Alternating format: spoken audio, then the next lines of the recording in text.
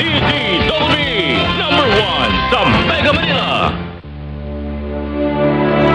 Anuman ang inyong ginagawa, gawin ninyo ng buong puso na parang sa Panginoon kayo naglilingkod at hindi sa tao.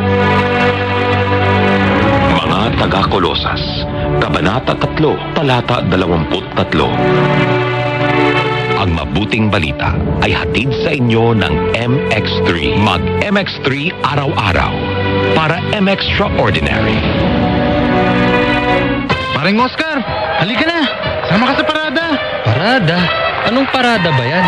Bakit ang sasaya ninyo? Huwag nang madaming tanong. Pag marami tayo, mas masaya. O itong susunod natin susugurin. Susugurin? Teka. Si Ana to ah.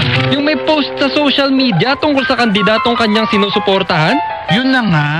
Huwag nang maraming tanong. Eto, 1,000. Bigay ng kalabang kandidato. I-bash natin si Ana. Dali, tara na. Sugod na. Comment ng comment. Bash pa! Susuportahan mo ba ang kandidatong nag-uudyok ng gulo?